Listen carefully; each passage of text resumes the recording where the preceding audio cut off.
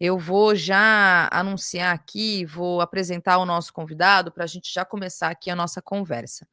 O Wesley Souza, ele é professor do Instituto Federal de Educação, de Ciência e Tecnologia do Maranhão, o IFMA, e músico, fundador de iniciativas sociais de educação e cultura. Dito isso, professor Wesley Souza, seja bem-vindo aqui ao Farol Brasil, ao Cultura Brasileira.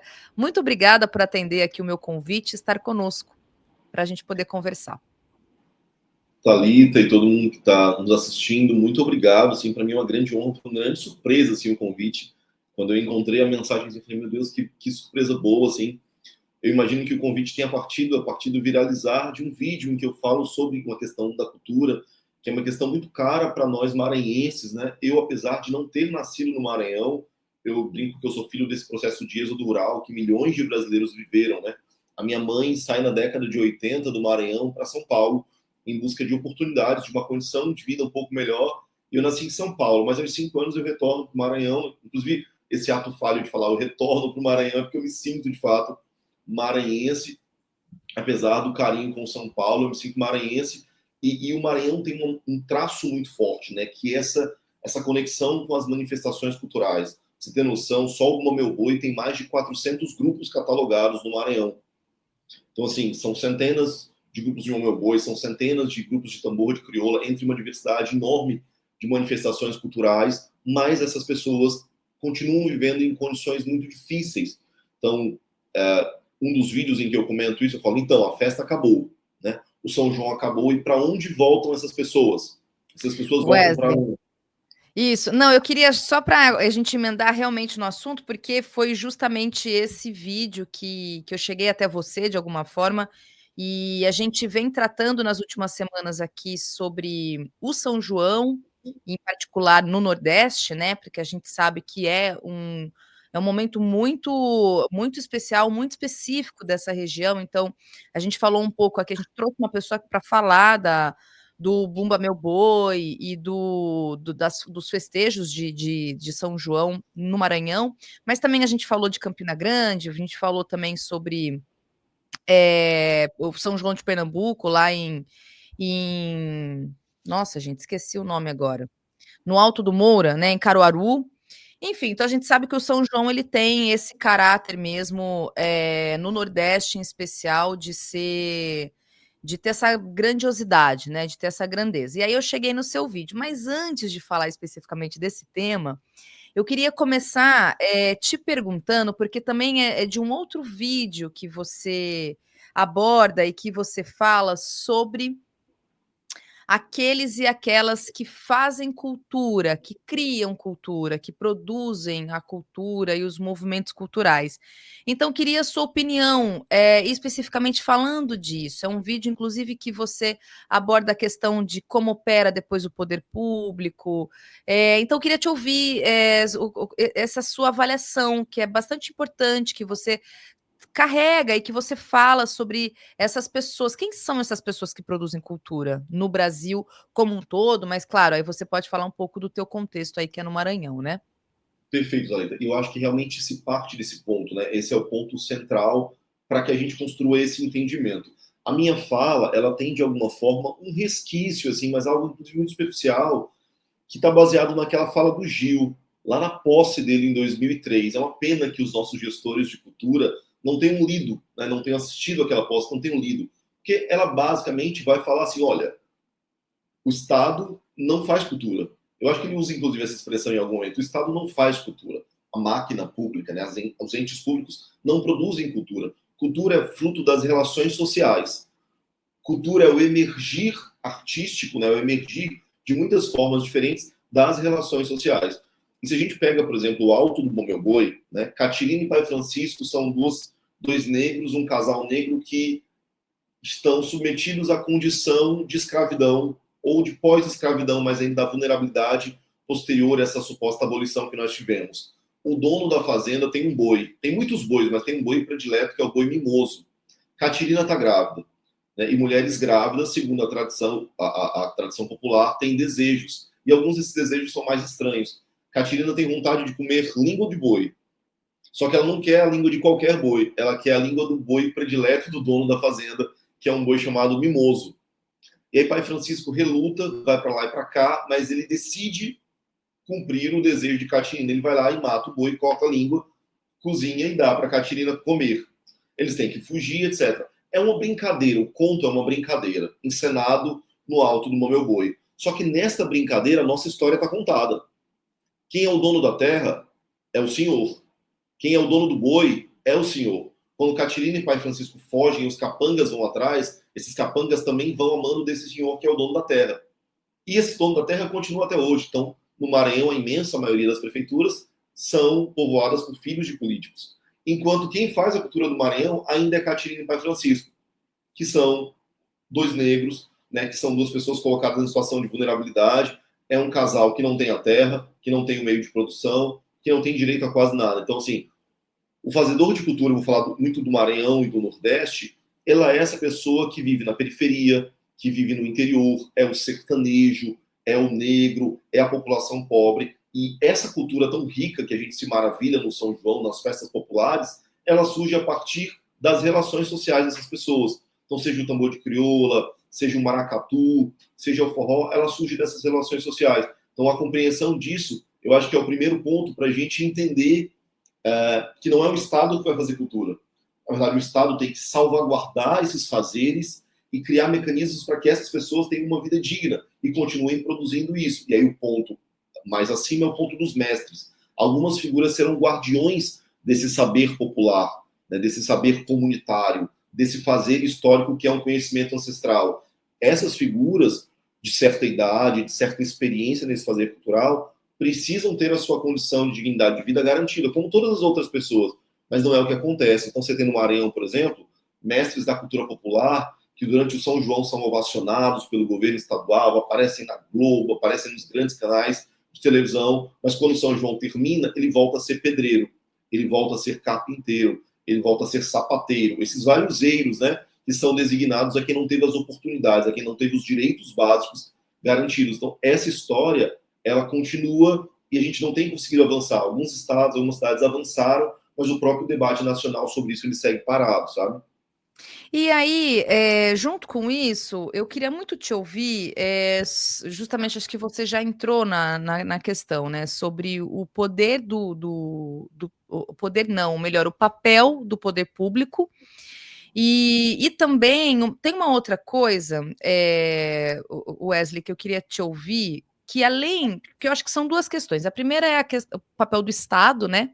O Estado, esse com E maiúsculo, o Estado mesmo, poder municipal, estadual ou federal, e também a influência do mercado, do capital, das marcas, das empresas, aquelas que vão para esses espaços com um interesse muito específico, muito claro, inclusive, que é justamente a constatação de que ali tem um mercado consumidor e que essas festas acabam sendo vitrines para essas marcas. Então, eu queria te ouvir sobre esses dois aspectos específicos. Como é que você avalia isso, né? Inclusive para acrescentar e te dizer o seguinte, que, como eu falei, a gente estava vendo os outros São Joãos, que são bastante grandiosos e que tem muita repercussão nessa época do ano, né? Junho, julho, que é o de Campina Grande e o de Caruaru. Tô dizendo assim, muito generalizando mesmo, porque é aquilo que a gente tem aqui, principalmente para quem é do Sudeste, né? Os sudestinos, eles olham e falam assim: no Nordeste tem lá Campina Grande, tem o Caruaru e tem o Boi do Maranhão, que é um São João bem específico, inclusive, tal, a gente vem falando por aqui. E essas festas, elas vêm sendo cada vez mais muito marcadas por terem até próprio Parintins, que a gente também trouxe uma convidada aqui para falar de Parintins, e que essas festas elas vêm sendo cada vez mais muito marcadas como aquelas que estão virando vitrines de grandes marcas.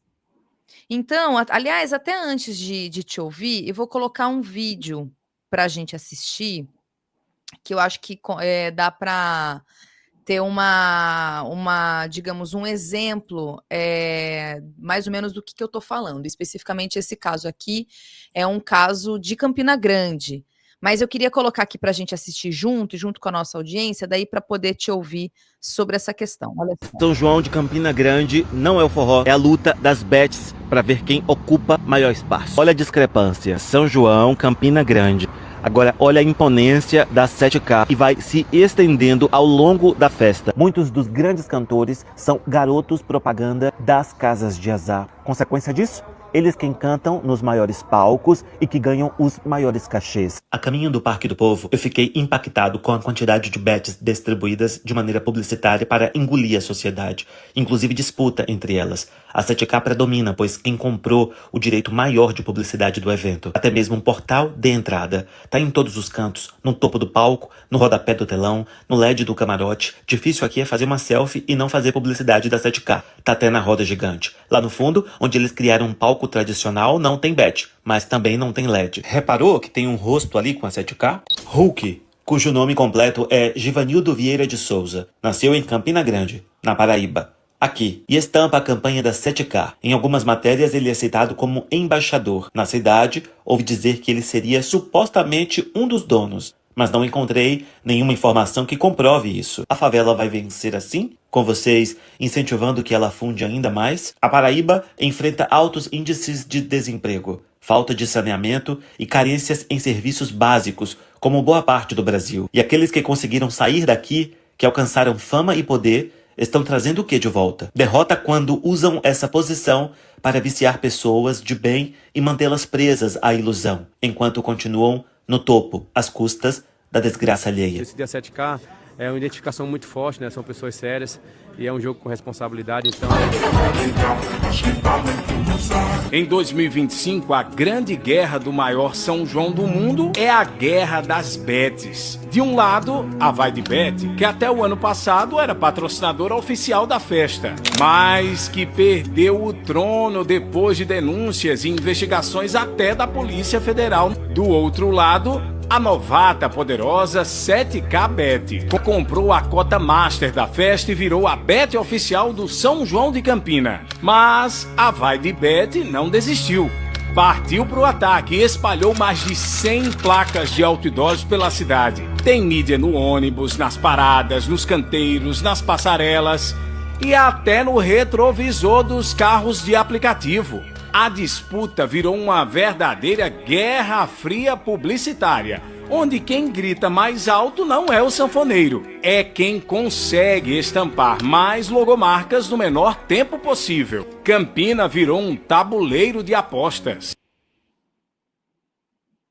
Então, veja, aqui, claro, aqui esse vídeo fala de Campina Grande, né? Não necessariamente está falando do contexto aí que você vivencia, Wesley, mas eu acho que de alguma forma acaba dialogando com a tua crítica, né? Sobre essa questão da inserção de marcas. Então, a partir do que eu comentei e desse vídeo também, eu queria te ouvir, como é que você avalia, e se o São João, inclusive, que existe no Maranhão, também de alguma forma passa por essa questão.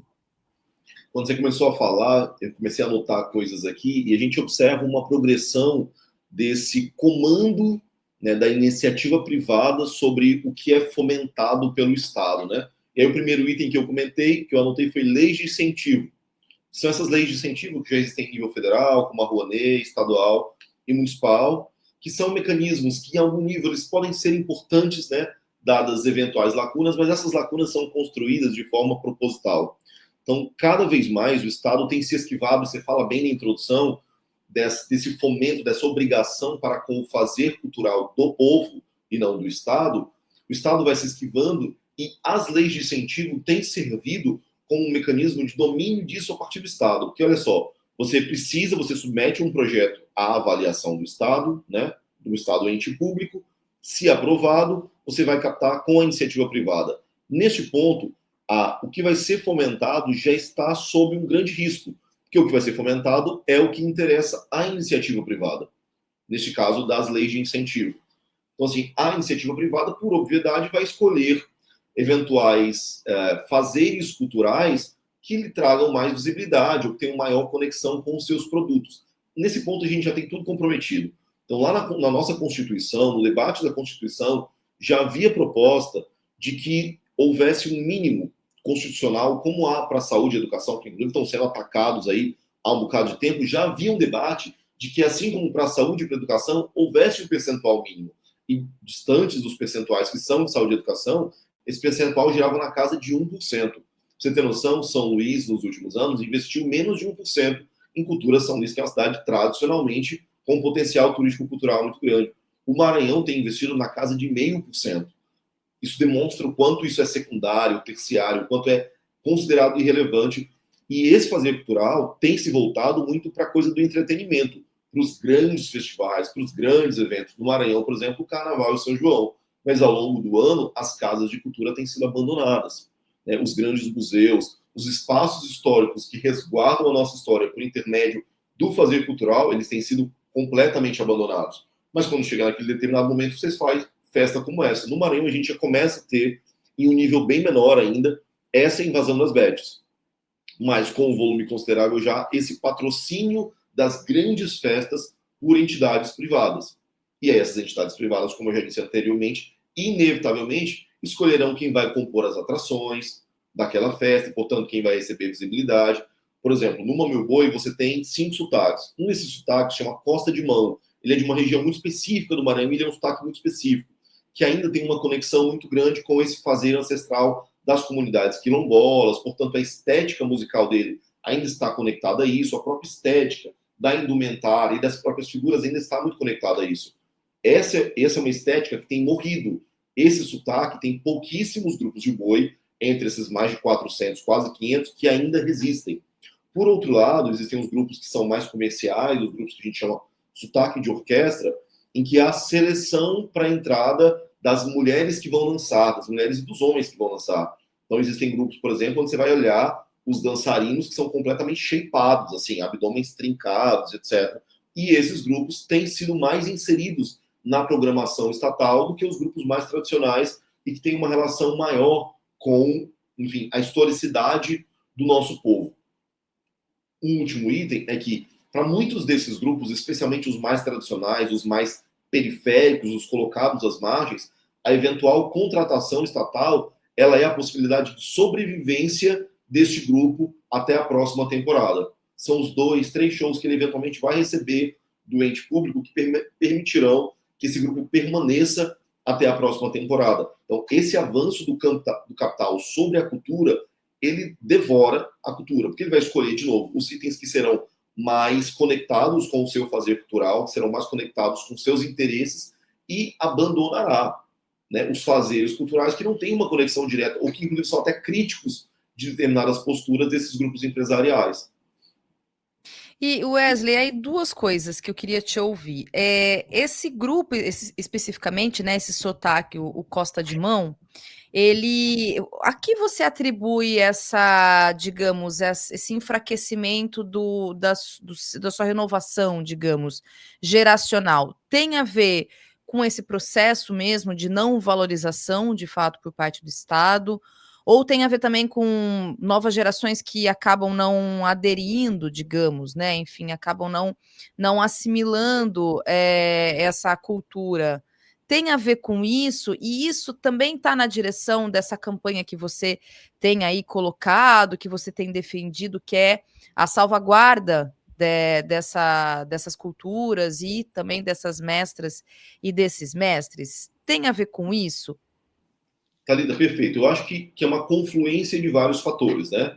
Então, esse abandono estatal é um fator crucial, porque é o ente que tem um potencial maior no sentido do orçamentário, do financeiro, de dar amparo a essas manifestações, a esses mestres, a essas entidades que, de alguma forma, resguardam esse fazer cultural. Existe um fator geracional mesmo, existe uma disputa geracional, e, portanto, de temáticas diferentes, de valores diferentes. Mas hoje, por exemplo, na sala de aula, sou professor do Instituto Federal da disciplina de música, e uma atividade de final de semestre foi uma atividade de entrevistas. Né? Então, os grupos entrevistavam pessoas desses grupos diferentes, né? Do boi, do cacuriá, do tambor de crioula, algumas perguntas sobre o fazer cultural.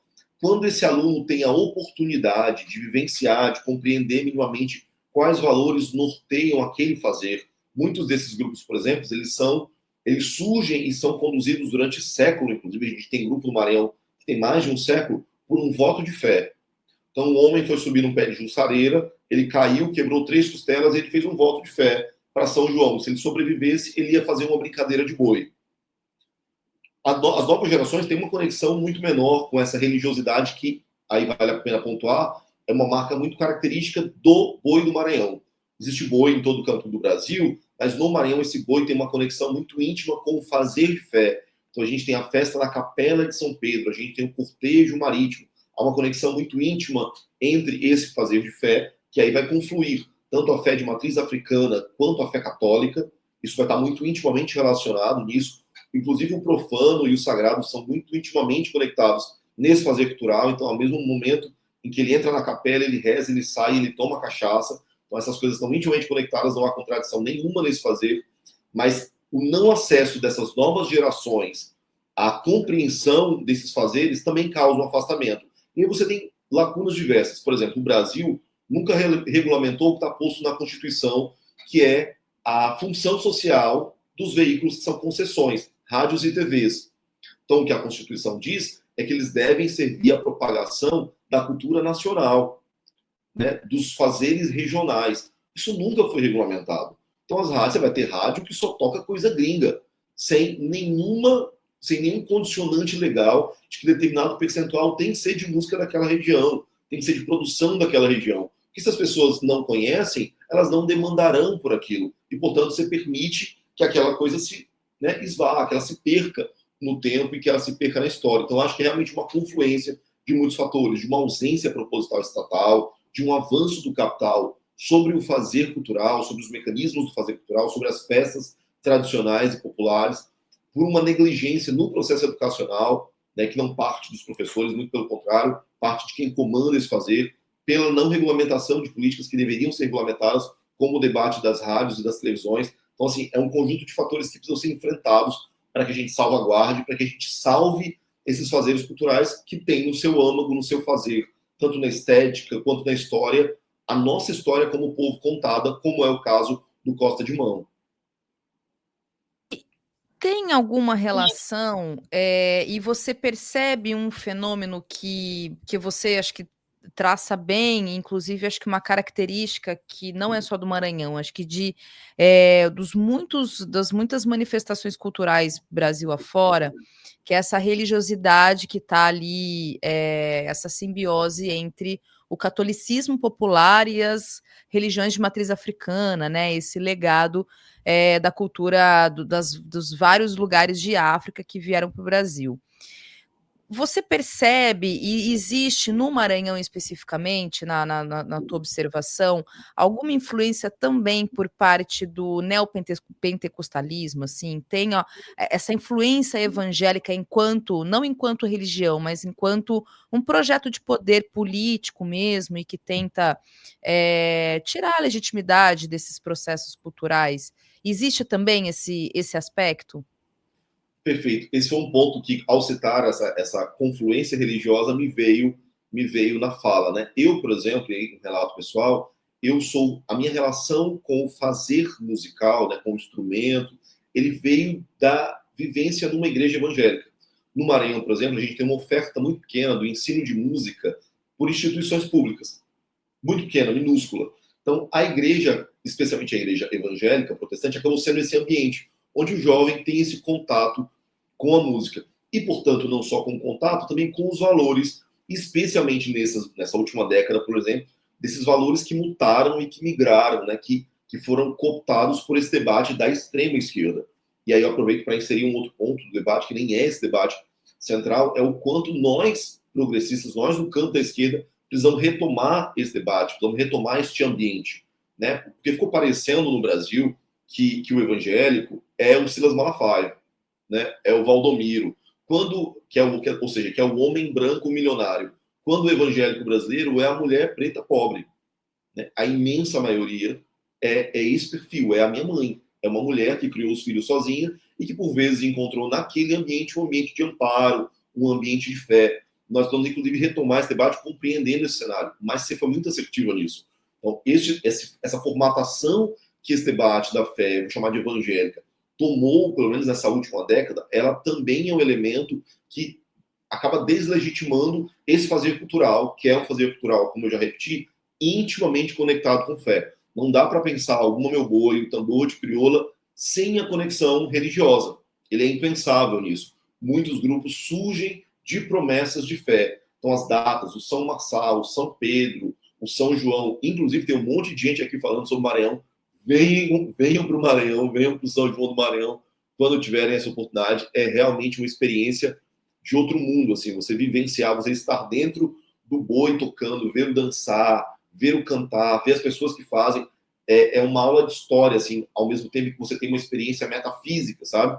De vivenciar aquela experiência dentro do boi. Então fica o convite para que vocês conheçam o Maranhão. Nós somos uma terra muito bonita, muito aconchegante e de muita história em todo canto do Maranhão, mas que precisa, inclusive, de muita luta para oferecer dignidade para as pessoas. Mas essa é uma análise muito acertada, tá? Dentre os vários fatores, a gente pode, inclusive, investigar, muitas pessoas já fizeram esse debate. Um deles é essa ascensão do projeto evangélico, especialmente o neopentecostalista, como um projeto de poder, né? Então você tem aí um republicano gigantesco, como ele já é em vários estados, e já toma tamanho considerável no Maranhão também, e ele avança no rumo de deslegitimar, né, essa pluralidade de crenças, essa pluralidade de fé, o que atinge necessariamente as nossas manifestações populares, porque elas têm íntima conexão com esses credos. Muito bom. Eu vou ler aqui alguns comentários que foram chegando enquanto a gente conversava, para daí partir para a campanha, que daí eu quero te ouvir, né, sobre essa questão das mestras e dos mestres. Antes, vou ler aqui, olha só, o Max Christian diz, salve o Cacuriá. Aliás, o Cacuriá é incrível, eu sou doida para aprender, acho lindo. Eu acompanho o Cacuriá do Candinho nas redes sociais, gosto demais, assim, do Cacuriá do Candinho, que é o que eu conheço, né, pelas redes, mas eu sei que tem outros grupos também. Aqui o Max Christian também comenta, quase sempre, para não dizer sempre mesmo, o capital sequestra a cultura quando quer ampliar o horizonte de sua raiz. Aqui também a Rita Santos falando, Maranhão, passei 30 dias lá, festival na Cidade Velha, o evento mais lindo, pura cultura brasileira. A Giane Tales Guedes diz, eu sou de Campina Grande, Paraíba, infelizmente acabaram com a nossa festa, virou uma festa de lavagem de dinheiro há muitos anos. Aqui a Thaís Gotada diz, a desgraça do capitalismo realmente estraga tudo, que merda. É uma triste constatação.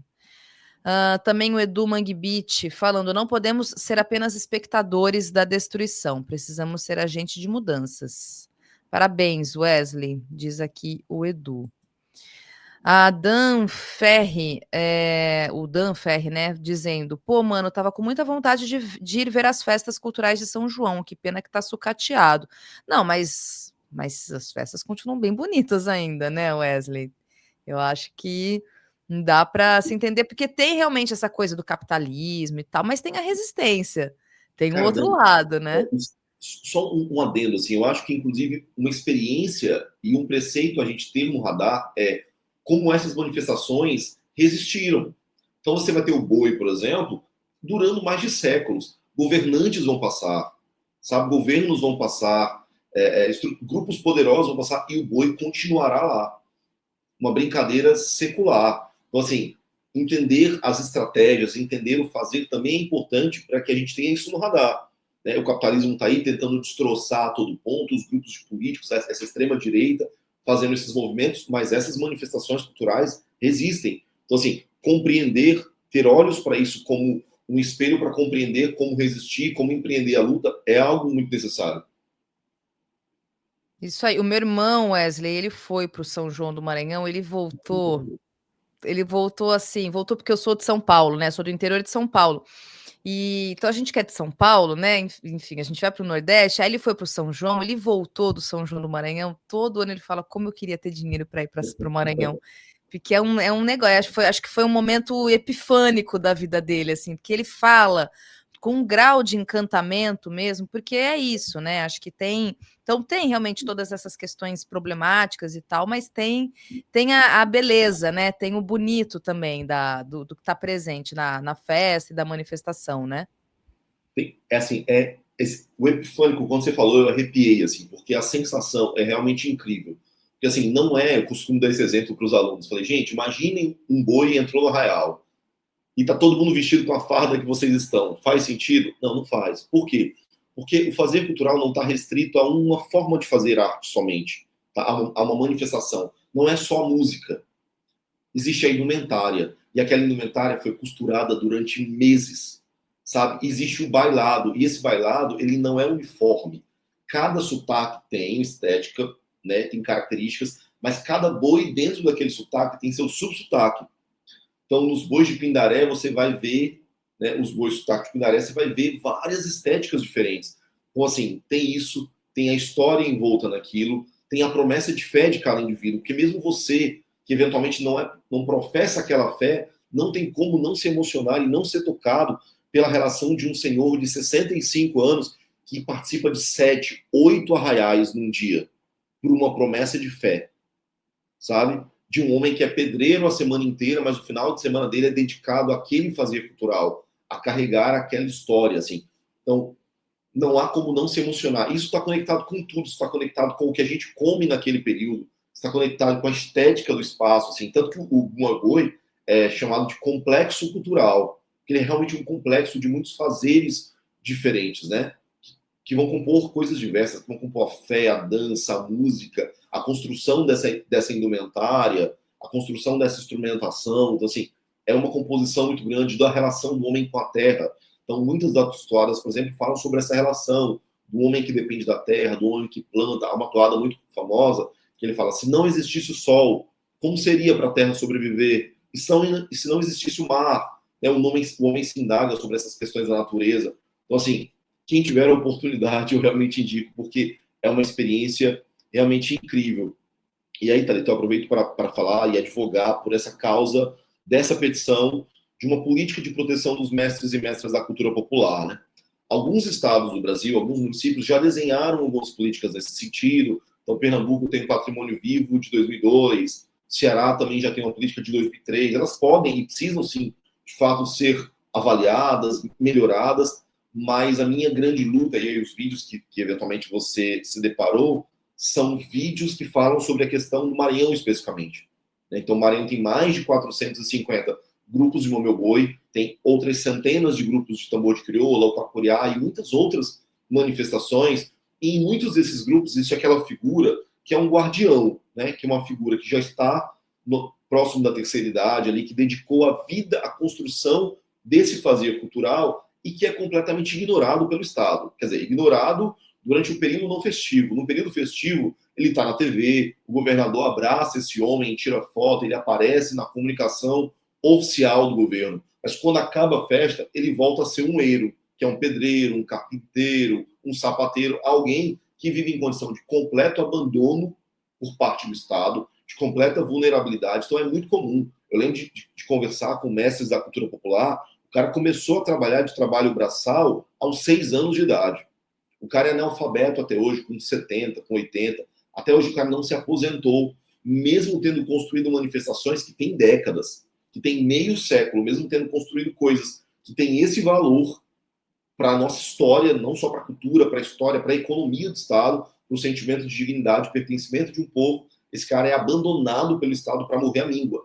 Inclusive, o Maranhão tem um histórico de várias dessas figuras morrendo pedindo esmola. Coxinho, que é um dos maiores nomes da cultura popular do Maranhão, que é compositor de coisas que você vai ouvir as pessoas chorando no arraial ao ouvir as canções dele. Coxinho morreu literalmente pedindo esmolas na Rua Grande, que é a rua comercial assim da cidade.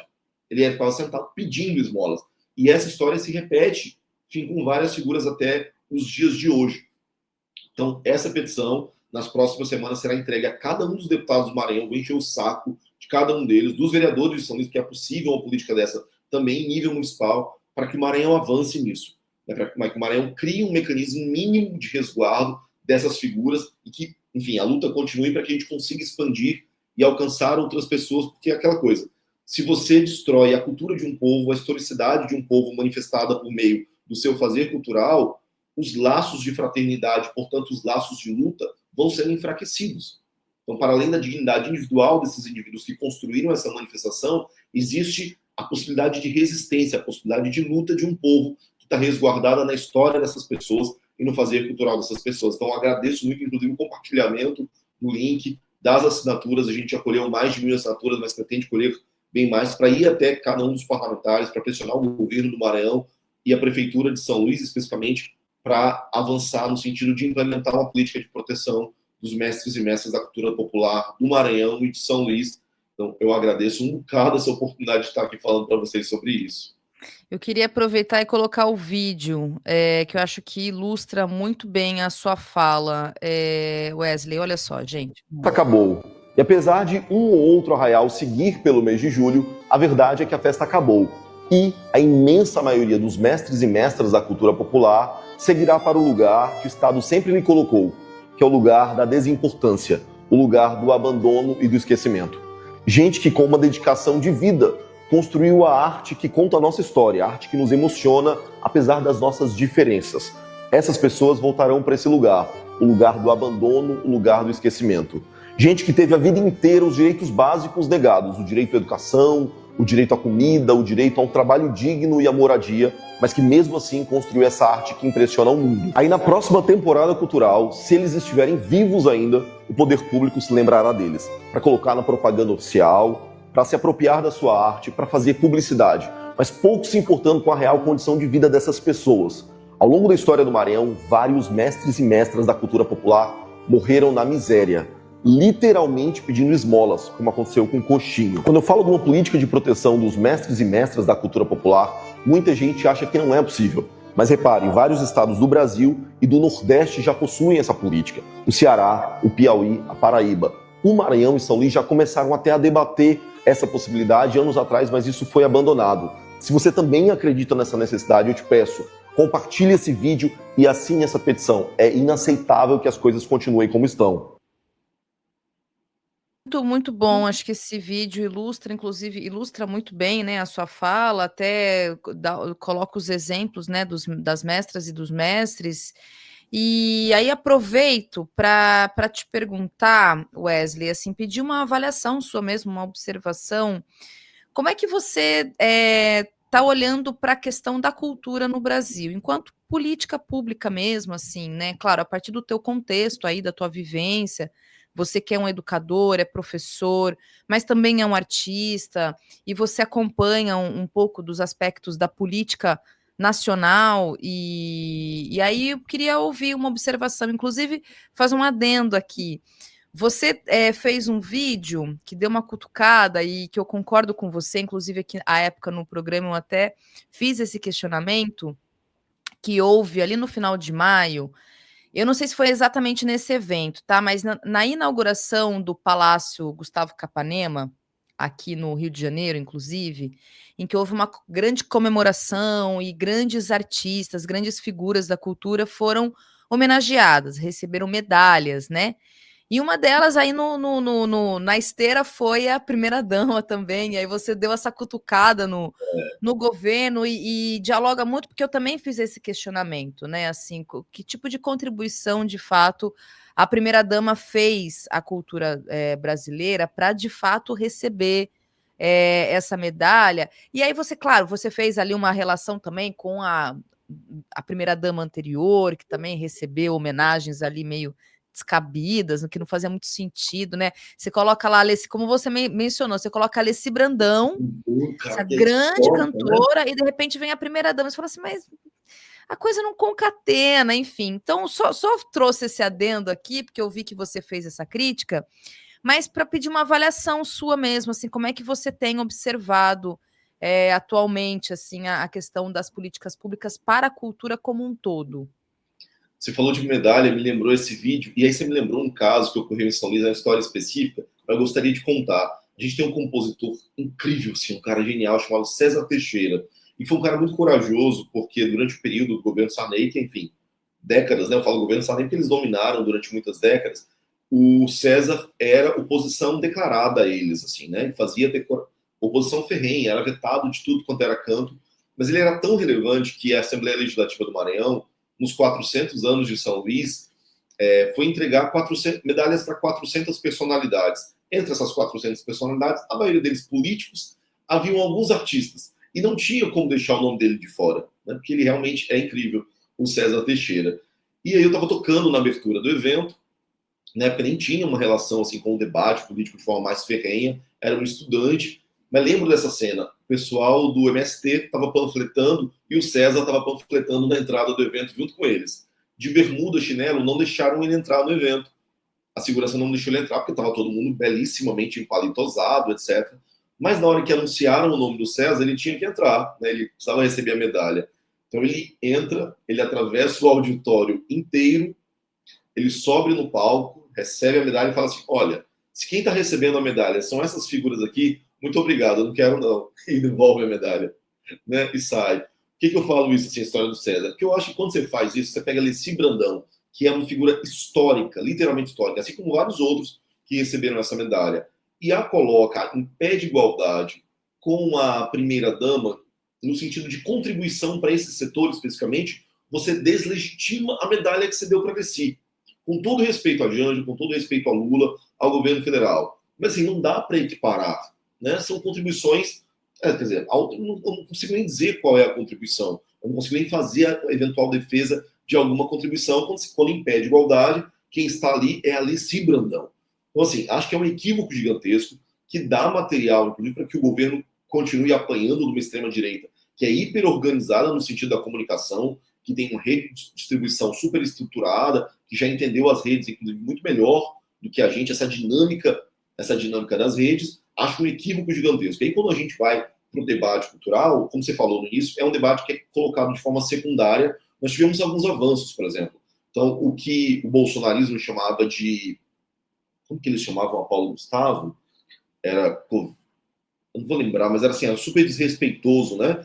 A gente conseguiu, então, aprovar e fazer rodar tanto a Aldir Blanc quanto a Paulo Gustavo, inclusive tornando a Aldir Blanc uma política que aí tem durado 5 anos, uma política nacional. Isso é um avanço, porque essa descentralização por meio de editais estaduais e municipais consegue alcançar mais gente. É preciso implementações, avanços diversos, porque, repito, esse mestre da cultura popular, que é um homem que não teve a oportunidade de uma educação formal, ele não consegue se inscrever no edital que eu consigo, que já tenho acesso, já tive algumas oportunidades.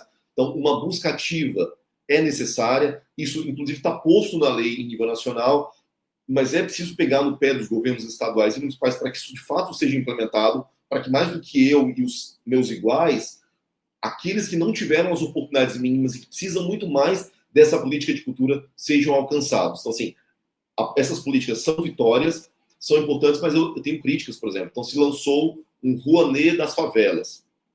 Fui no evento de lançamento aqui em São Luís. Quando você vai ver o orçamento, 5 milhões para 5 capitais.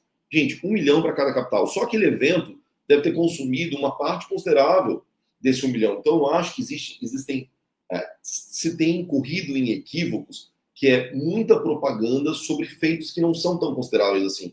1 milhão para uma cidade do tamanho de São Luís, tem 1 milhão de habitantes, é R$1 para cada pessoa. Você vai pegar no máximo 5 projetos, 4 projetos, dependendo do recorte orçamentário que vá se fazer. Então, por muitas vezes, as políticas de cultura recebem muitos holofotes, mas orçamentariamente elas têm sido renegadas, elas têm sido colocadas em segundo, em terceiro lugar no debate.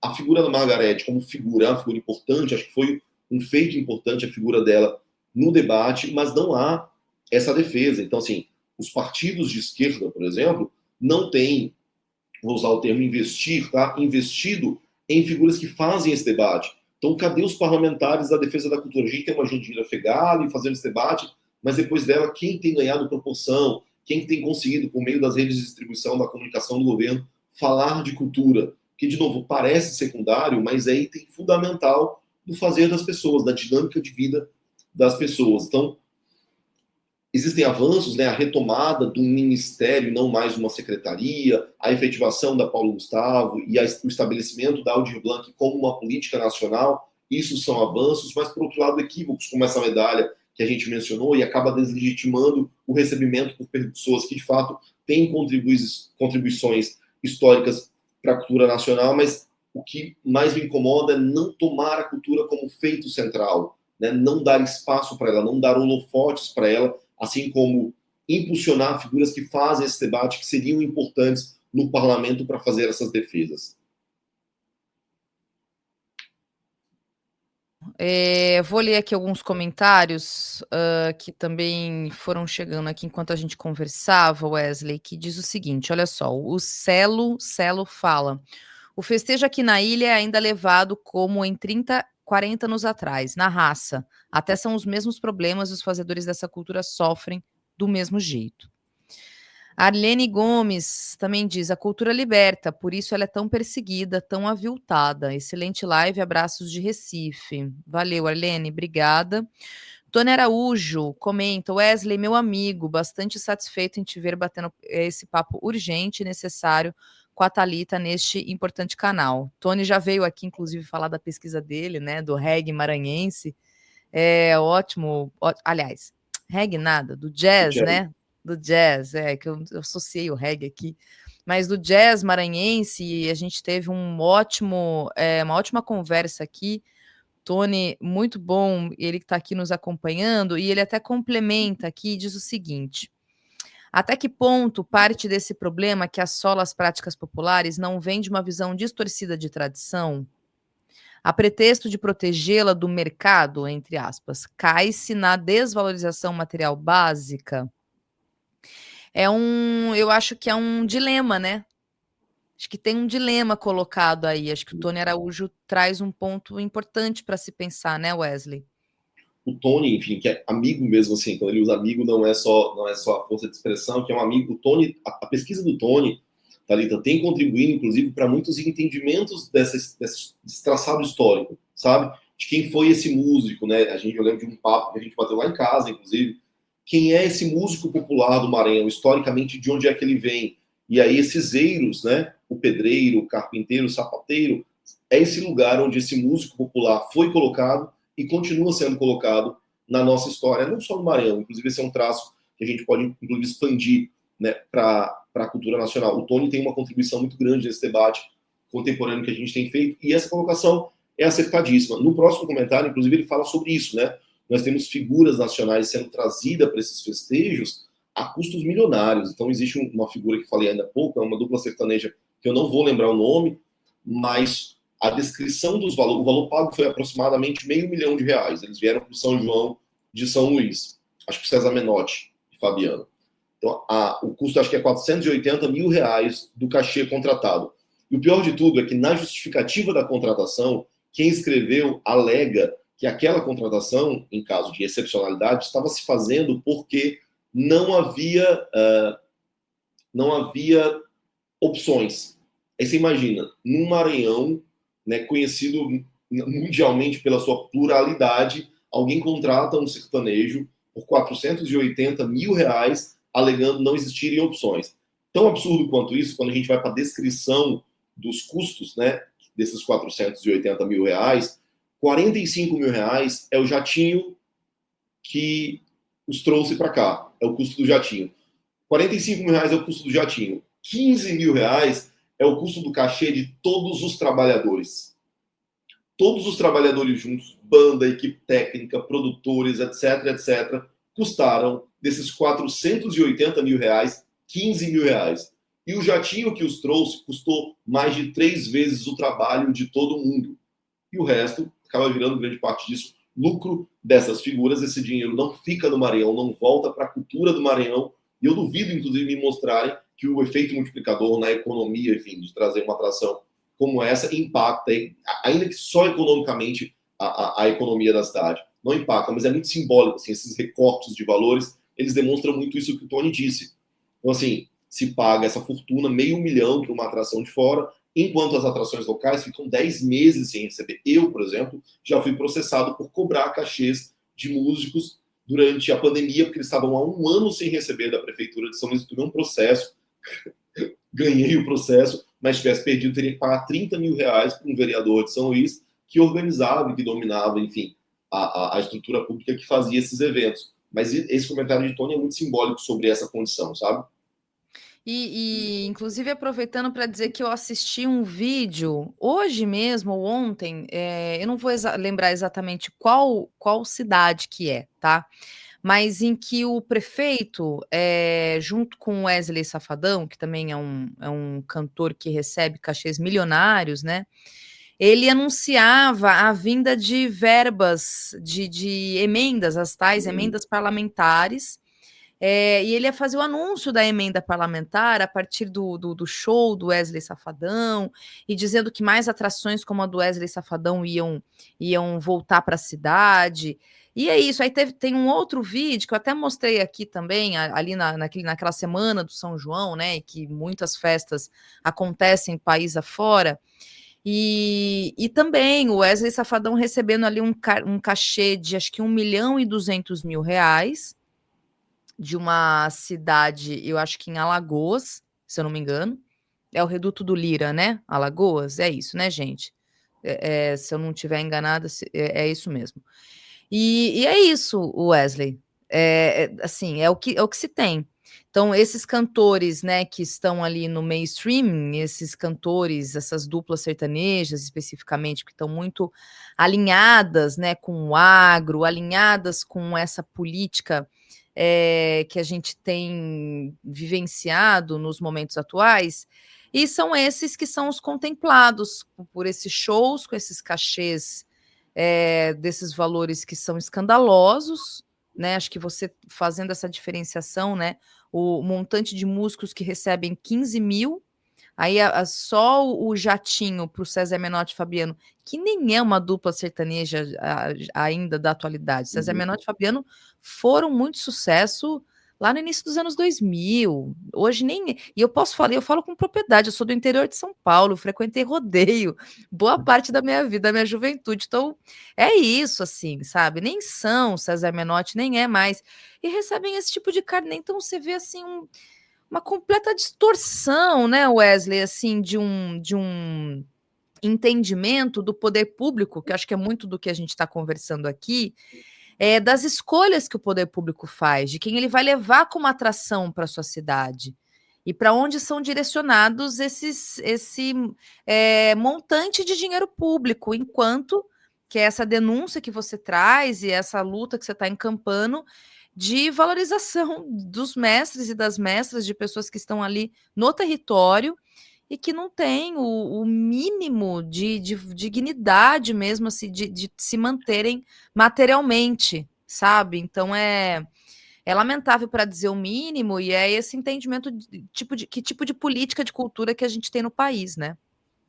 E assim, esse retrato desse fazer político, né, em que a emenda é destinada no show do Safadão. O Safadão, inclusive, é uma figura muito característica, né? Aqui no Maranhão ele chama Brandão de pai. E eu, inclusive, vou fazer esse exercício de procurar quantos pais ele tem, porque eu imagino que a cada cidade que ele vai, ele chama de pai, de mãe, com cachê de 1 milhão também.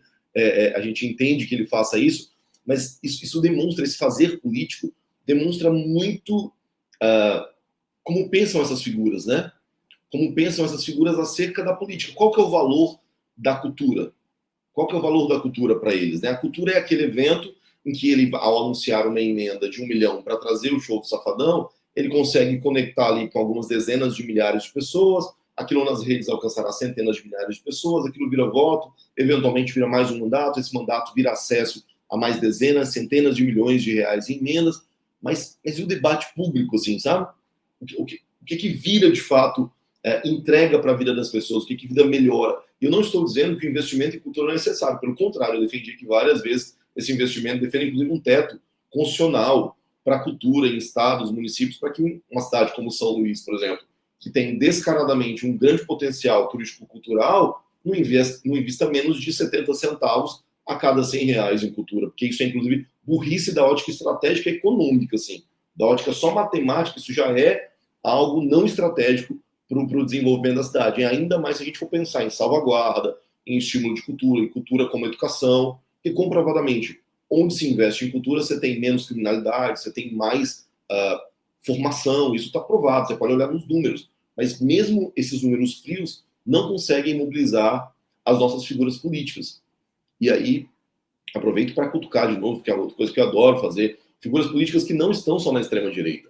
né, que estão na extrema-direita, que estão no central e que muitas vezes estão alocadas em partidos de esquerda. Fazendo isso, se a gente for procurar os casos, vai encontrar vários. Figuras em legendas ditas de esquerda, mas adotando posturas como essas, né? Ignorando por completo a vida das pessoas, a necessidade da cultura como o fomentador desse sentimento de dignidade, como um mecanismo de salvaguarda histórica, entre outros. Então, por isso que esse espaço é tão importante, esse debate é tão importante, sabe? Para a gente conseguir falar, enfim, dar exposição a isso para que as pessoas sejam provocadas. Esses vídeos, dessa leva de vídeos sobre os mestres da cultura popular, que estão alcançando meio que perto de 500 mil no Instagram, assim, somados 3 vídeos sobre esse assunto, e de alguma forma foi provocado. Então, esses secretários de cultura começaram a seguir, eu recebi ligações da cultura, já surge proposta de como fazer o mecanismo, mas a única coisa possível é isso, assim, é o debate público, é o instrumento que nós temos, é dar visibilidade ao debate público, porque no final das contas é o que pressiona essas figuras, né? E aí, quero só aproveitar, inclusive, um outro comentário aqui do Tony, que ele diz o seguinte, Tony Araújo, falando, os brancos gostam do Bumba Meu Boi, só não gostam de quem faz. E aí eu vou acrescentar, Tony, para dizer o seguinte, isso não é, infelizmente, uma exclusividade do Bumba Meu Boi, tá? Se você for para qualquer outra manifestação cultural desse país, que elas são majoritariamente afro-indígenas, e os fazedores dessas culturas são... É isso, né, que o Tony vem falando aqui, mas e eu tenho falado aqui também muitas vezes sobre o movimento do funk, né, muito especificamente, que vem sendo perseguido, a gente sabe, ou o próprio rap, enfim, né, o samba o samba está num outro momento, mas ele também passou por esse processo, que é justamente isso. Falando do funk especificamente, a gente fala e ouve-se muito, né? As pessoas não gostam, as pessoas até gostam do funk, só não gostam do funkeiro. Então, acho que só fazendo um paralelo, porque o elemento que está baseando tudo isso chama-se racismo. É o racismo, né? É o recorte de classe, né? Que está muito presente. Então, são pessoas negras, pobres, indígenas, e então esse elemento ele carrega isso, né? Então, quando você passa pelo processo de embranquecimento, de fazer ali, colocar uma espécie de uma máscara para ficar muito palatável, digamos, né? Aí fica aceito. Mas é isso, né? Infelizmente não é só do Bumba Meu Boi, não. Eles não gostam de quem produz cultura, quem cria cultura nesse país, que são pessoas pretas, indígenas, periféricas. É isso, né, Wesley? Então não é uma exclusividade do Não é uma Bumba Meu Boi, não. exclusividade, a gente vai ver esse traçado histórico nas várias manifestações, citou o samba, por exemplo, e tem um caso curioso, assim, mais drástico, né? Como a lei da vadiagem impactava esses músicos do samba, né? Então, eu não vou lembrar o nome do músico, mas ele costumava fazer um samba em sua residência e um dia ele não estava presente no samba. O samba acontecia, mas ele não estava presente. Chega um senador que costumava ir nesse samba no Rio de Janeiro e pergunta por ele, fala, ele foi pego de novo na lei da vadiagem. E aí o senador manda fazer um pandeiro para ele, que havia assinatura do senador. Este pandeiro foi dado a tal, pelo senador X. Para quê? Para que esse pandeiro servisse como uma carteirada. Então esse pandeiro vira uma carteirada. De novo, o samba, como você falou, passa por um outro momento, então a gente tem hoje gente bilionária pelo samba, mas nós ainda temos pessoas vivendo em condição de completa vulnerabilidade, né, de completa exclusão pela existência do samba. Assim. E a gente vai encontrar esse traço histórico no boi, que, por exemplo, já foi proibido de entrar na parte que era a cidade alta, a cidade aristocrática aqui no Maranhão. Hoje ele está na propaganda oficial. Né? Hoje você vai ver ali a propaganda que vai passar no intervalo do Jornal Nacional, tem o boi como grande manifestação, mas ele já foi brincadeira marginal. E essas pessoas continuam sendo tratadas como marginais depois que a festa acaba. A festa acabou, você volta a ser só um trabalhador braçal. Se na próxima temporada você estiver vivo, aí o poder público lembra de você e te chama de novo para aparecer na televisão. Mas enquanto isso, essas pessoas são abandonadas e isso mostra esse comportamento. Como você falou, é um comportamento racista, né, que tem base nessa história drástica da escravidão nesse país, nessa construção que, enfim, se apropriou de todos esses fazeres, de todas essas construções intelectuais e artísticas, mas que não se importa com o povo que desenvolveu esse conhecimento. Isso aí, é o João da Baiana. O do pandeiro, João da Baiana, ele mesmo. Isso aí. E aí, Wesley, então, só para a gente encaminhar aqui para a parte final da nossa conversa, eu queria aproveitar que você é professor de um instituto federal e te ouvir sobre a situação específica, né? Falando do Instituto Federal do Maranhão, como é que está a conjuntura? Porque houve aí recentemente um processo de cortes, eu não sei se isso atingiu de alguma forma, e uma avaliação mesmo sobre os institutos federais. Eu acho importante, inclusive, saber que você é um professor de música, que é uma disciplina que eu acho que deveria estar ali presente no projeto total, né? Todas as escolas deveriam ter música. A educação musical, ela é fundamental para a formação de um ser humano mesmo, né? Então, eu queria te ouvir, qual que é a sua avaliação enquanto professor de um IFE? Thalita, inclusive eu estou escrevendo hoje, assim, era para ter saído hoje, mas acho que sai amanhã, um artigo pequeno, assim, de opinião sobre o que o IFMA, no caso específico do Maranhão, poderia ensinar para o Maranhão. Quando, óbvio que a gente fala de rankings em educação, isso não deveria ser o critério principal, mas pegando os metadados do Enem 2024 e fazendo uma comparação, os institutos federais, eles, em sua imensa maioria, são os que pontuam melhores em relação à estrutura pública, e isso tem relação com algumas sistemáticas, né? Então, por exemplo, escolha de diretor escolar. Em inúmeras cidades do Maranhão, muitas vezes no estado, o diretor escolhe uma indicação política. Então, ora, existem até casos de indicações que foram indicações exitosas, né? Que havia uma relação, era um servidor de carreira, tinha uma formação, mas em inúmeros casos, essa indicação não tem nenhuma conexão, não tem nenhuma expertise, não tem nenhuma relação com a educação. Portanto, é uma precarização completa da escola. Então, assim, existir um processo republicano de escolha de um servidor de carreira pela comunidade escolar, isso já garante que a qualificação da direção escolar será melhor. Então, esse é um item, por exemplo, que nos institutos federais é um item positivo. Então, o que você comentou, a existência da arte no ambiente como item obrigatório curricular, e não só como uma atividade pontual, mas um item institucionalizado, ele é fundamental. Porque esse desenvolvimento humano mesmo, né, que compreende a arte como item fundamental do seu fazer, ele é fundamental nesse desenvolvimento e, portanto, os resultados que nós veremos, não só em análises, em provas, etc., mas a própria formação desse indivíduo e na inserção dele no universo do trabalho também se dará pela exposição a isso. A possibilidade da inserção no universo da pesquisa, que é uma coisa praticamente impensável para o aluno de uma escola pública, né, nas estruturas, nas condições em que elas têm funcionado no Brasil. A possibilidade do aluno ter acesso a isso já é uma vivência também que o qualifica em um nível melhor, e lhe permite um acesso ao ensino superior, com algum entendimento do que é o funcionamento do ensino superior, ao mundo do trabalho, ao desenvolvimento do que ele quiser desenvolver. Então, os institutos, eles têm esses diferenciais que já permitem funcionar em um nível de qualidade muito mais próximo do desejado, o que não é as mil maravilhas, e aí é o que a gente vai falar agora. Ao longo do governo anterior, nós sofremos golpes fortíssimos da ótica orçamentária, mas da ótica também da deslegitimação, né, do que é a produção científica, do que são esses ambientes e do debate desses ambientes. Eu sou professor agora na capital, mas já fui professor no interior do Maranhão. Em algumas cidades, a gente tem um traço que é quase um afastamento de determinadas famílias e, portanto, dos seus estudantes, dos seus filhos, dos institutos. Por quê? Porque muitas vezes aquele adolescente que entrou com 13, 14 no instituto, ele descobre, por exemplo, que ali é um ambiente de liberdade para a expressão do que ele está descobrindo que é a sua orientação sexual. Ou ele descobre que ali é um ambiente de possibilidade de expressão de um fazer artístico. Enfim, que aquele ambiente pode ser um ambiente de liberdade, como a escola deve ser, inclusive. E aí, muitas vezes, essa sociedade mais interiorana e, portanto, um pouco mais conservadora, por vezes, em função de alguns fatores, olha para o instituto como um espaço de perversão, como um espaço de degradação de valores, etc. Em muitas cidades do interior, o instituto sofre de alguma represália nesse sentido. Tá? E aí o governo passado reforçava esse estigma de que as universidades, que os institutos federais são lugares, né, dos absurdos que eles diziam. E isso vinha acompanhado de cortes orçamentários. A gente muda para um governo que, de fato, tem um histórico importante em relação aos institutos federais.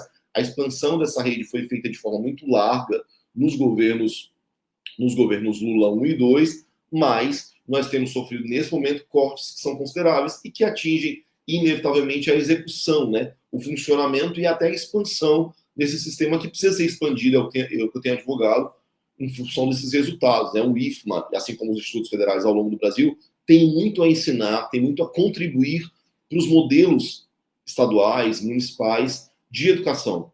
A gente tem conseguido provar que o funcionamento de determinadas estruturas, um plano de cargos e carreira decente no Maranhão, aproximadamente metade dos professores são temporários.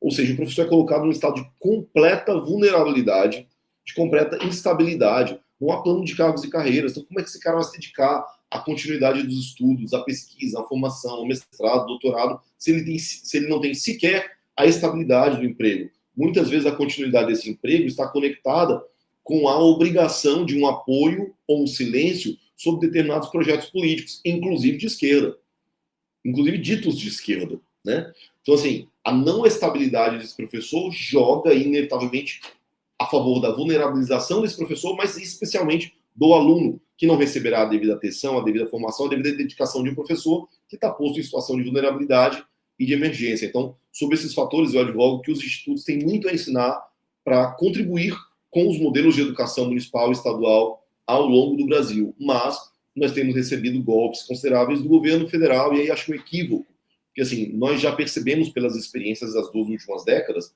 que esses movimentos que o governo tem feito ao Centrão, a determinados setores, a Fiesp, a determinadas agendas, não mobilizam, assim. Eles são abandonados no primeiro momento, como Dilma foi abandonada pela Fiesp no primeiro momento, depois de cumprir a agenda deles, e você não tem o povo também.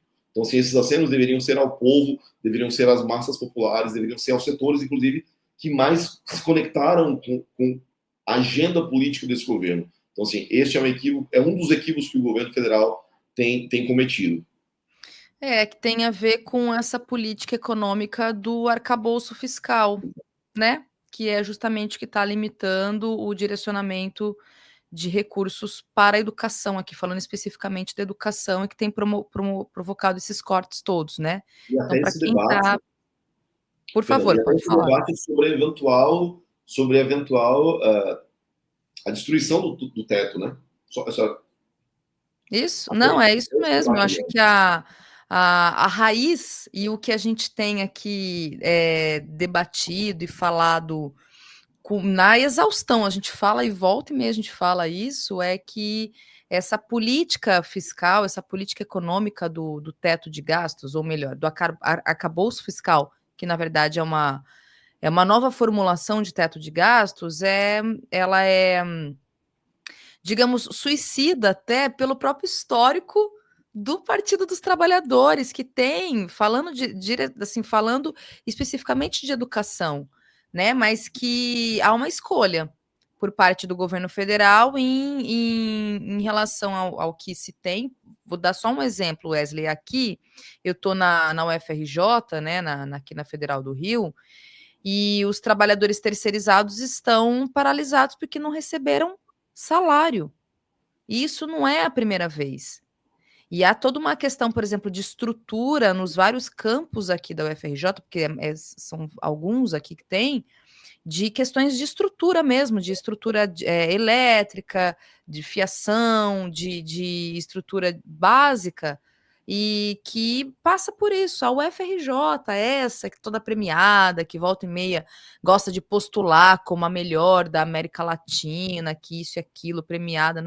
E as questões básicas, para quem vivencia, sabe que tem aí uma relação direta com essa coisa de ter que ficar manuseando uma verba que está ali, porque está muito atrelada a essa política do arcabouço. Então, é impossível não olhar para isso e não fazer crítica, embora a gente saiba que os governistas não gostam muito, mas é uma realidade, a gente está falando de educação, a gente não está falando, né, de algo, digamos, que dá para se pensar para depois, mas aí é uma prioridade. De quem vai olhar para a educação e falar, isso é prioridade, isso aqui realmente precisa estar na dianteira de uma política de governo, né? De uma política que se torne política de Estado. Aí realmente é como eu disse, é uma escolha. E o não estabelecimento dessa prioridade ao longo do nosso traçado histórico nos conta sobre onde estamos, né? A situação em que estamos é retrato da não priorização deste item fundamental, assim. Então, tem um índice recente, um índice de mobilidade social, acho que esse é o termo, traz um dado desastroso, assim, quando você pega os 50% mais pobre, desses 50% mais pobre, metade, na verdade 49,9%, vai terminar o ensino médio.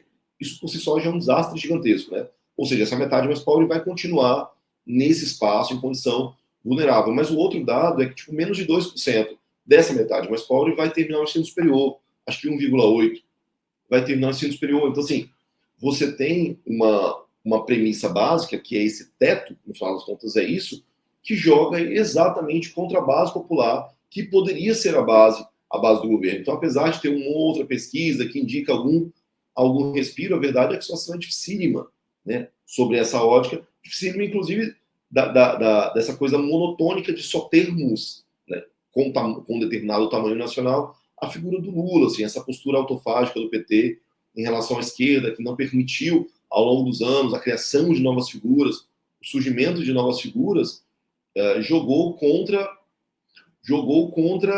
a constituição de novas figuras. Hoje a gente tem um Lula como um senhor de idade consideravelmente avançada e nós não conseguimos construir outras figuras para continuar o debate público, continuar a disputa, a construção de um país que, de novo, não conseguiu priorizações básicas como a educação, que agora é atacada até pela proposta, inclusive governista, da possibilidade de se quebrar, né, essa possibilidade de um teto de investimento.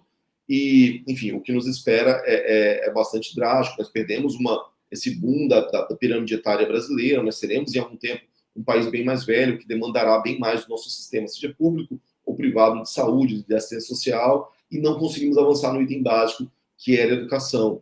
E aí, enfim, advogo, inclusive, pelo que falei antes, os institutos têm muito a ensinar sobre como a gente pode avançar nisso, como a gente pode construir um Brasil cuja educação seja mais humana, seja integral, inclusive, né?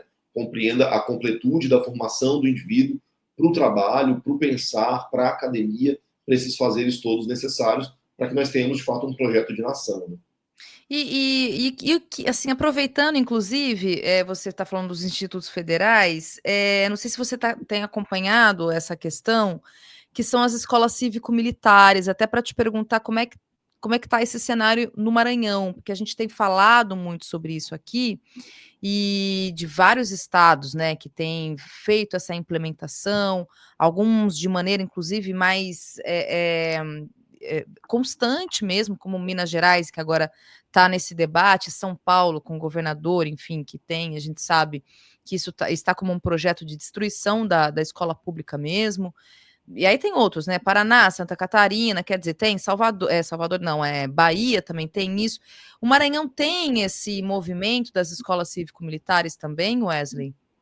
O Maranhão tem esse movimento também, muitas vezes, inclusive, como eu já disse anteriormente, né, por figuras alocadas em partidos de esquerda, né? Figuras ditas de esquerda. Esse projeto tem avançado também, e aí volto a mencionar o Instituto Federal, porque se nós olharmos para as métricas, ainda que elas não devam ser o item principal do debate da educação, mesmo as métricas não justificam esse tipo de modelo. Porque, por exemplo, o modelo do Instituto Federal é um modelo que traz resultados nas métricas que quisermos, melhores e a um custo menor. Então, essa educação cívico-militar é mais cara do que a educação ofertada pelo Instituto Federal e tem resultados, se a gente quiser fazer um debate só sobre resultados, só sobre métricas, um resultado pior. Tirando as métricas, essa é uma formatação que não faz sentido, né? A formação da educação, a formação humanista, ela tem que ser uma formação integral. Disciplina não tem a ver com esse modelo que a gente, inclusive, herdou desse processo de ditadura, né? A nossa formatação da própria polícia, a própria polícia ostensiva do Brasil, é uma polícia ostensiva que destoa do modelo mundial. A maioria dos países desenvolvidos do mundo não tem uma polícia de formatação militar. No Maranhão, nos últimos meses, a gente tem tido muitos casos de mortes de policiais, e algumas dessas mortes foram, inclusive, por outros amigos. Então, recentemente, um caso drástico, um policial entra no batalhão e mata um outro policial e afirma que mataria outros. Enfim. Então, assim, no Brasil, mais policiais morrem por suicídio, dada essa condição, né, em que o policial está posto, em que a própria polícia, essa formatação dessa polícia oferece a esses trabalhadores. Então, assim, mais policiais são mortos por suicídio do que mortos em ação, mortos no trabalho, né, da polícia. Essa formatação já é uma formatação equivocada, e quando a gente pega essa formatação e leva para dentro da escola, é um equívoco duplo. Então, assim, o Brasil tinha, na verdade, que abolir isso, distanciar isso, até porque a gente tem outras experiências, e aí cito de novo a experiência federal, mas ela não é a única, existem várias outras experiências em nível estadual ou municipal que podem ser observadas e, portanto, replicadas, adaptadas, que não faz sentido nenhum. Né? Mas, infelizmente, esse modelo tem sido encampado, tem avançado em todo o Brasil, inclusive por figuras que se dizem figuras progressistas. Pois é, muito triste, a gente tem falado sobre isso aqui. E Wesley, então, para fechar mesmo, eu queria te ouvir de 2 projetos que você faz parte. Um é de um clube de livros, até para divulgar mesmo, né? Enfim, não sei se esse clube tá em aberto. E você tem um projeto que chama Batucando Esperança e Oportuniza, são músicas para as crianças. Uhum. Então, fala um pouco desses 2 projetos, até para divulgar mesmo, né? Não sei se as pessoas podem acessar, terem, enfim, contribuir de alguma forma, ou até o clube de livros. Então, fala desses 2 projetos aí que você faz parte. Nossa, perfeito. E, de novo, muito obrigado pelo espaço. Assim. O clube de livros, ele é um grupo de WhatsApp. Começou como um grupo de WhatsApp, onde eu compartilhava textos, assim, em função de ocorridos do cenário nacional, internacional ou mesmo local. Então, quando algum ocorrido me lembrava um texto, eu compartilhava lá, com um breve comentário, com áudio, enfim, com alguma contribuição. Mas a partir desse ano a gente começou encontros presenciais. Então, no primeiro encontro presencial, nós conversamos sobre quarto de despejo da Carolina Maria de Jesus. Foi incrível, assim, foi numa praça daqui de São Luís. E na próxima semana a gente tem a segunda edição desse encontro presencial, em que a gente vai conversar sobre A Cabeça do Santo, da Socorro Acioli, que é um livro incrível, que fala desse cenário do Nordeste, dessa conexão de fé, mas também dessa invisibilidade que é a que muitas vozes são condenadas. Assim, é um livro incrível, a gente tem falado sobre ele no próprio clube, e aí o link disso está na minha bio no Instagram, então se você procurar Wesley Souza no Instagram, eu devo aparecer, e você clicando no link da bio, você consegue acessar, é completamente gratuito, não tem custo nenhum, é um grupo de WhatsApp. Nós temos encontros presenciais, mas já há um debate também sobre encontros remotos, que já tem muita gente de outras cidades, de outros estados que querem participar, e eu acho que seria uma possibilidade muito interessante a gente expandir isso. No final das contas, esses debates, a literatura também é um instrumento muito poderoso para o debate político, para a formação integral dos indivíduos. Esse grupo tem essa função, então está todo mundo convidado a participar. O Batucando, ele é um projeto de ensino de música que tem 8 anos. Ele surge numa região de São Luís, que é uma região disputada por facções, em que muitos jovens foram vitimados por essa guerra de facções, e ele surge há 8 anos com a intenção de oferecer uma alternativa, sabe? Da música como um instrumento de formação, mas também como uma alternativa àquelas referências que estavam postas naquele cenário. Assim, essas organizações criminosas, ao longo do Brasil, têm imposto dominações que são territoriais, que já são econômicas e que já são até políticas. Em vários cantos do Brasil tem parlamentares eleitos por grupos criminosos. No Maranhão não é diferente, isso já ocorre, apesar disso não estar no debate público do Maranhão, infelizmente. Então é um projeto que surgiu num espaço como esse, hoje a gente já tem 100 crianças, alguns dos nossos alunos iniciais já são inclusive instrutores do projeto, foi uma grande vitória, já estão no curso superior, já cursam música na Federal do Maranhão, como o Rodrigo, por exemplo. Então as pessoas podem contribuir, quem estiver aqui pode ser inclusive voluntário, pode doar para o projeto. Esse ano a gente vai desenvolver várias coisas interessantíssimas. O Instagram é Batucando a Esperança, você pode conhecer a iniciativa. E o Oportuniza é um pré-vestibular comunitário que roda pela cidade, cada ano ele roda num bairro diferente, oferecendo formação e orientação para os alunos das escolas públicas, especialmente das regiões periféricas, que vão prestar o vestibular, que vão prestar o Enem. A intenção é impulsionar esses estudantes das escolas públicas no acesso ao ensino superior. E, enfim, tem um documentáriozinho também sobre essas duas iniciativas lá no link da bio. É meio que um mini documentário produzido anos atrás sobre esse processo de voluntariado que eu tenho empreendido junto com o debate político aqui na minha cidade. Maravilha, Wesley. Vou ler aqui, então, os comentários que chegaram. Dizer para vocês o seguinte, gente, a petição, o link está aí, da petição para pedido aí do apoio ao poder público, valorização das mestras e mestres do Maranhão.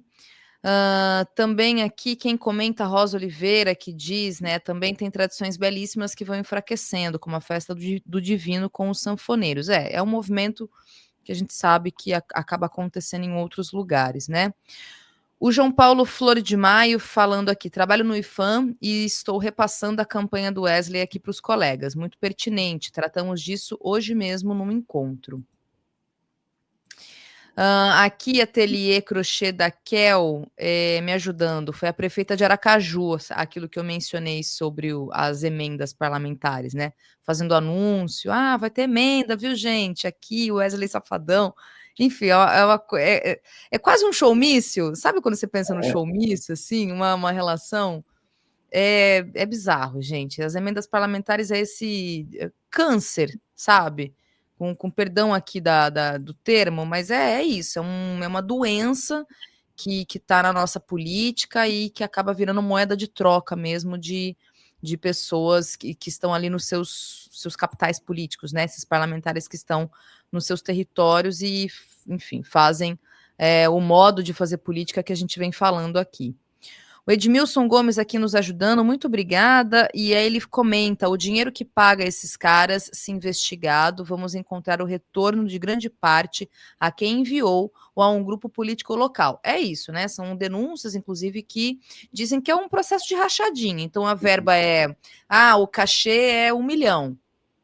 Grande parte desse cachê a gente sabe que volta, né, para aquela figura política, e são denúncias que são feitas, que são colocadas, que de fato é uma prática política aí que, infelizmente, a gente acaba tendo que acompanhar.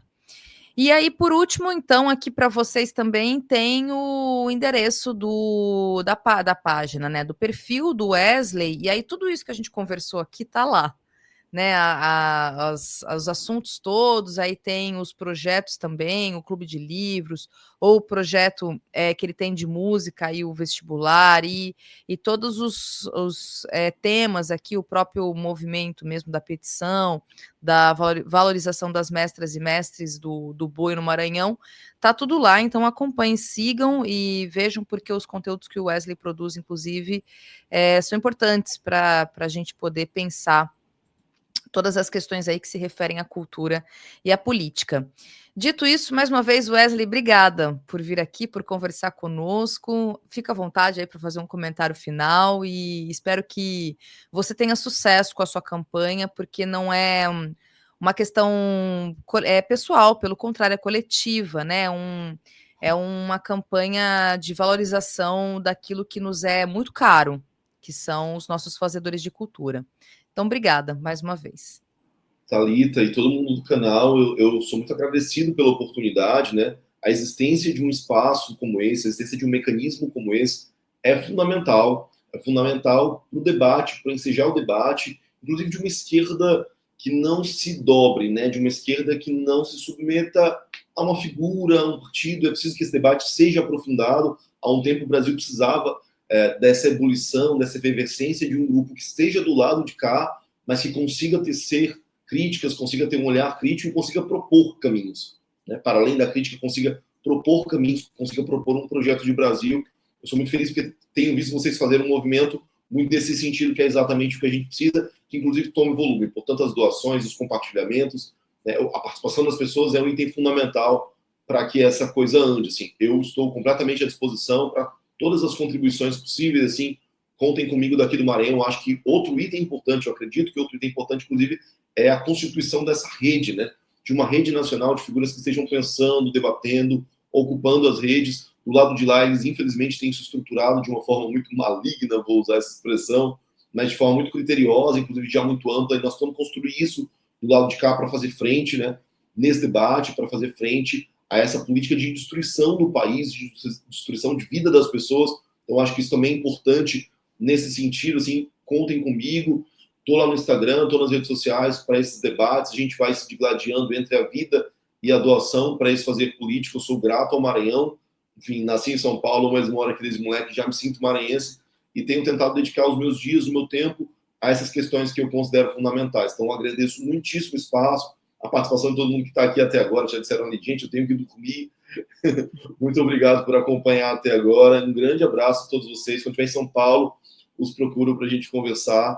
E, de novo, muito obrigado. Estou à disposição para quando precisarem.